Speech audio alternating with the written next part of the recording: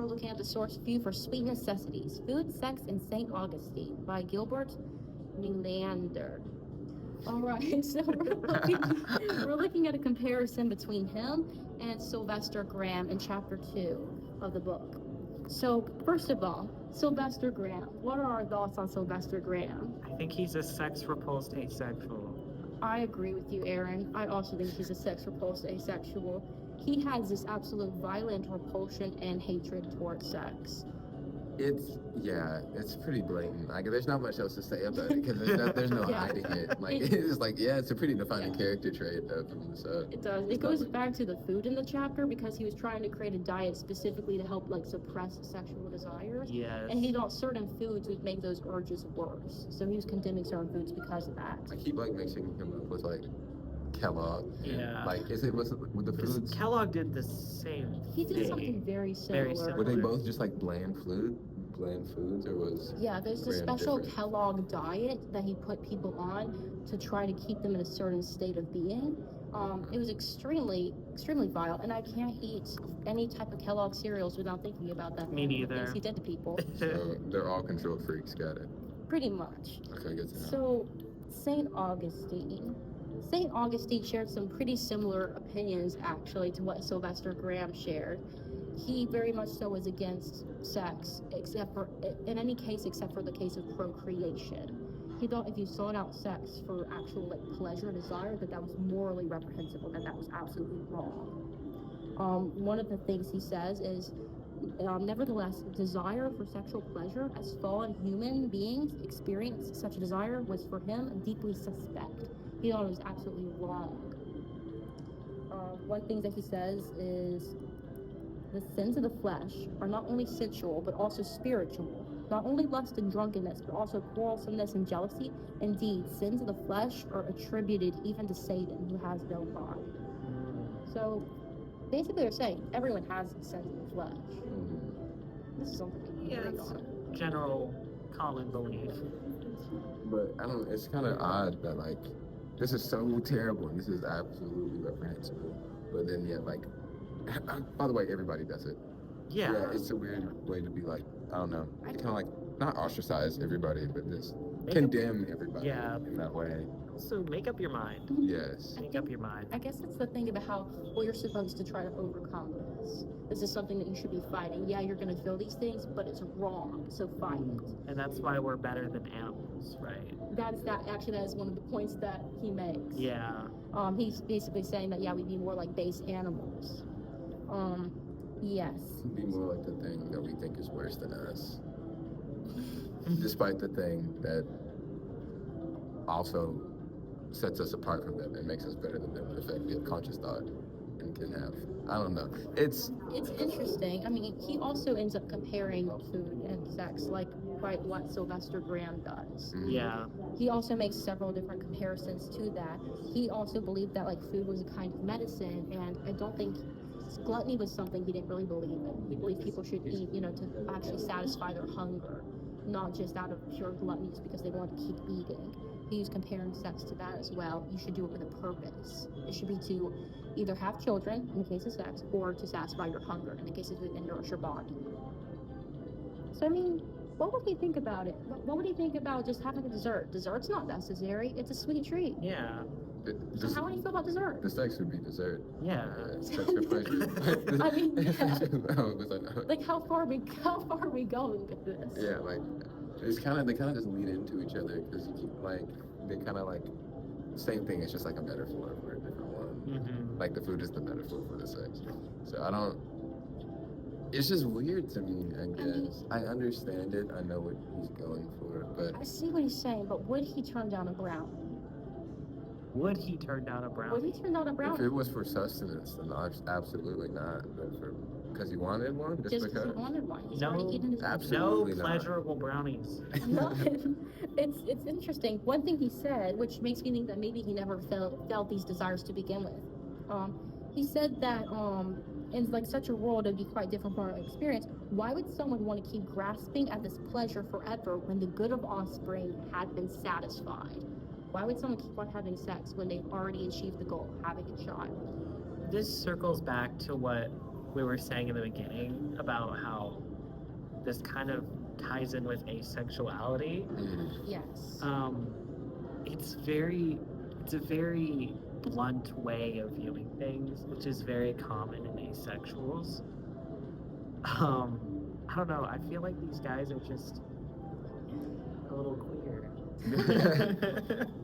And I can't help but agree with you because he's genuinely confused. Later on, it said, at last it dawned upon him that it was not they, but his own species that were the puzzle. He genuinely didn't understand other people and why they felt this way. He could not understand it. He didn't feel these feelings himself. It's like, I forgot exactly what I was gonna say. Yeah, I lost it. Well, It's gonna be so profound too. I know, it's going to be wonderful. It's gonna be like prophetic, honestly. You can put that profound thought into Roman Catholicism and contraceptives. Oh, okay. That's something that he also talked a good amount about. He did not believe in contraceptives as well, because then you're just having sex for pleasure, not for the purpose of having children. So in a way, it's encouraging pleasureful sex. So that was his thoughts on contraceptives.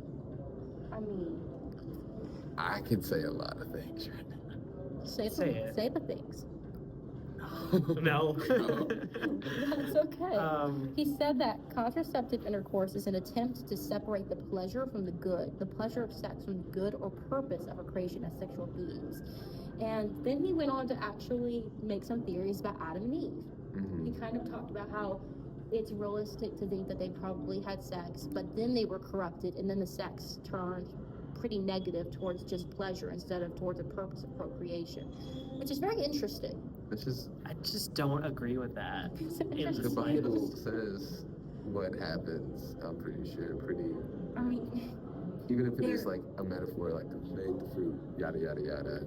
I mean, even if you view it that way, even if you take it as the fruit is representative of something more, even if you look at it from that way, there's no indication that prior to that fruit, prior to that corruption, that any type of intercourse was had. Yeah, they didn't have like apple They had slices. children after they were beckonate the apple. put out of the I garden. feel like with how significant sex is as a topic in the Bible, they would have mentioned that. Yeah. I feel like that's just a strange theory to Yeah, I have. don't think I don't think they would hold back. Why would they hold back there of all places? It's the beginning of the book. Literally. Yeah. I don't understand. It doesn't make any sense. I mean, Especially if you're viewing the fruit as a metaphor for losing your sexual innocence. Yeah, it's just it doesn't make any sense. Just as a whole, it's like just has a complete disregard for like how closely tied intimacy is to human culture. that's true. Yeah. Yeah, and really there's a whole shame culture surrounding this as well. I mean, one of this part says that Ramsey is, of course, right to note that Augustine places great argumentative emphasis upon man's inability to control his generative organ and the shame that inability creates. So he says men can't control themselves, and then they're ashamed because they can't control themselves. Okay, I said this earlier. I'm gonna say it again. If a guy is just sitting in a room, right, and a pretty lady walks in, and he starts pitching a tent because that lady walks in, that guy has some problems. Literally. Yeah, like that is not normal. People don't do that. Like, That's not the majority.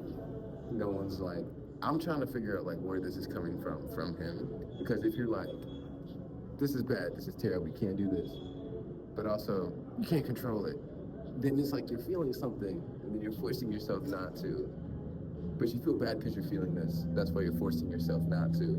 Am I making sense? Yes. Okay. He speaks about people as if like hypersexuality is the norm, Mm-hmm. which is not the case. That's why it's a disorder. Yes. He's like fighting between like two very different extremes. Yes. Yeah, so I don't know where he got the thought from, but he says, Augustine sees in the unruliness of the sexual organ an apt punishment for man's disobedience to God. He thinks God's punishing man by basically making them have out of control sexual urges. that's really concerning. So he genuinely feels that God has done this to man as a punishment. So I don't know where he. Outside of religion, that's just the implications of such a statement coming from the author. It makes you wonder, did something happen in his life? Did he see people acting in a depraved manner and he just placed that assumption that everyone behaves that way? Or did he, I mean, could that be the case? Could it be something in his past? Or could he just really be reading into the Bible down some pathways that other people didn't necessarily read into it? In extreme cases with like conservatives, they do believe like gosh, I forgot what I was trying to say. Things like, I was saying this earlier before we started recording, how a lot of like extreme conservatives think that contraceptives are the same thing as abortion. That kind of reminds me of that because it's the same kind of extreme take on sex. It's very extreme. It's difficult to find where the author specifically sits on this issue because it could be, like you said, something happened in his life and it's a very like vast extreme, or it's something more mild that it's just like that he just like took. oh, he's like having these potential like violent sexual urges, or it's just he sees a pretty lady walking down the street and he wants to kiss her or something. Either way, it's kind of like odd because you're not really seeing people as people, but I feel like there's like still a. And if I'm wrong or you disagree, let me know. Well, I think some people would possibly argue that it's based on its time period, but on the contrary, this says that even in Augustine's own day, the monk Jovinian, who was condemned for teaching that virginity and marriage were equally worthy states of life, also taught that there is no difference between abstinence from food and receiving it with thanksgiving. So he's basically saying that there's no difference between fasting and like just going without food versus eating food and just being thankful for it. The argument kind of there, if you branched off from the food back to the sex again, would be that there's no problem with having sex, not for the purpose of children, as long as you're actually doing it for the right reasons, just, for love between two people. To me, that's how I'm taking that. Yeah. I mean, to do with Thanksgiving, no difference between eating with Thanksgiving versus fasting. To me, this is what it sounds like. If you're doing it with the right mentality for the right reasons, that's not just for the procreation, but also to like help with marriage, help with bonding. So, I mean, other people for his time period thought differently. It's not just that he was in a strange time. It's not necessarily the people he's surrounded by, so he is just a weirdo. It could be. He's just weird. Period. End of the episode. That's it. That could be the case. I mean, once again, they continue talking about contraceptives. They continue talking about his viewpoints on that, and the author then spins off into their own opinion, of course, in the article.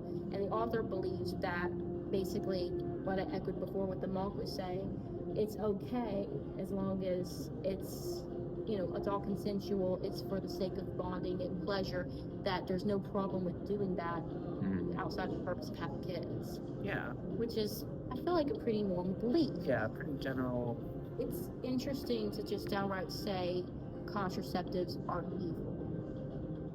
That's interesting because the consequences of not using a contraceptive, I feel, could be much worse, especially in the long run. There are so many arguments to be made about, not consensually having a child, or like, what if you become disabled and you can't take care of a kid, or things like that. Yes, it's interesting, and once again, it all strangely ends up tying back to food. Is to express marital communion and the sexual act while using contraceptives is not unlike sharing in a festive meal when one is not hungry and eats little. I mean, essentially they're saying that like having sex when using contraceptives is very similar to eating with your friends when you're not really hungry, but you just want to eat with your friends, so you just eat a little bit of food because you're hanging out with them. That's basically what they're saying here. When you said that, I kind of thought of it as like when someone takes a vow of like a vow of hunger or a vow of abstinence, or they're like, it's kind of like either way you're devoting yourself to something meaningful. So what is the difference? just going about different ways of showing that devotion. So yeah, I don't know. I don't want to like dog on this guy like constantly, but it's Yeah. just kind of. I feel like the phrasing feels so, It's this. It's very blunt. Yeah, yes. you can't really be like, oh, but there's no room for nuance in this kind of realm of thinking. Oh, they're Yeah. absolutely not. Yeah, I would argue that Augustine's is less blunt and out of the realms of normal than what Sylvester Graham's was in the book, because he used even bolder language to describe what his views on sex were, and I feel like Augustine delved more into the religious aspects and delved into contraceptives, and there were some comparisons made about food, but Sylvester Graham's whole thing was about control. Augustine said it was punishment. That's why people felt this way. Sylvester Graham viewed it less as punishment, but more as an absolute curse. I mean, he compared an orgasm to basically having extreme diarrhea. That's how vulgar he views sex as. That's how disgusted he is by it. To each his own, I And guess. he tried to control it through diets, which is interesting.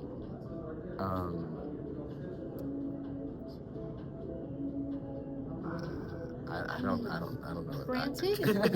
Granted, I'm gonna say he was kind of onto something with the whole diet thing, just because of the fact that, technically speaking, food and nourishment can affect libido. That is true. Uh-huh. I mean, if you're malnourished, or even if you're overnourished, actually, that can affect someone's libido. Uh-huh. So, I mean, his train of thought, his theories, technically speaking, if he had implemented them right, could have been effective. Very dangerous. It's morally reprehensible. But effective for what he wanted to do. If you take this turn here and turn and go here, it almost makes sense. I mean, if you either starve a person to death or overfeed them to the point of near death, they will not want to do that again. Two very strong They will feel too extremes. bad. So the diarrhea and orgasm, that's so wild. That's a viewpoint. I don't know. Reading it, I didn't know what to say. Even now, what do you say? I laughed. Very Yeah. shocking. I definitely laughed. It's not the sort of sentence you expect to read in a history textbook. Oh, absolutely not. Oh, No. But yeah, this is one of the last things I just want to comment on is one of the things. The author does give kudos to Augustine here. All this said, we should not fail to give Augustine his due. What he does see and what his emphasis upon procreation might remind us to see is that sexuality is more than a personally fulfilling undertaking intended to make us happy and give us pleasure. I mean, to give him credit, I guess he's right. The main function is procreation. Yeah. Like the main purpose of food is nourishment. We eat first to fill us up and give us the energy we need for the day. We have sex first and foremost for the purpose of children most of the time. I mean, and most of the time for food as well. But then there's nothing wrong. Wait, did you say with... having kids for food or what? No. Oh. Wait. I was like, hold on. No, that's cannibalism. That was the last Chapter. Last chapter, cannibalism. Speaking of cannibalism, this is Okay, out of this is context. fully off topic. Not related to the article. Would you eat a person if you had the opportunity to do it? The opportunity, Like the oh, here's opportunity, like I'm stranded having a choice. Opportunity, like this person's laying, you're helpless. I can eat them and no one would know. like human ribeye. Like a cooked person, like someone is offering you, like, hey, And I know this I for a made fact. this. Yes. By the way, you know it is it's person. Donnie. Like, So, hey, like this is a delicacy. Like, try it. You know what the delicacy is. You know it's human. Yeah. so I'm gonna go with a resounding no. Personally, I've never had the urge to eat anybody. I don't think I ever will. I Me mean, personally. I think I would do it. What? No. Okay, you just wanted to see where we stood before you answered. Yes. wow. And I said And it you anyway. Yeah, I was and you like- still went with your original Yeah. answer. No, I'm not changing my Let's mind. talk Well, about it. Let's open I the mean- segment. How many minutes are we at? Oh, hold on. We are at 19. Okay, so I think we should close this off by asking Dr. Brooke a question. Dr. Brooke, if you had the opportunity to eat a person, would you eat a person? It's And you know, I mean, I think that's a great place to Yeah, end. I- yeah.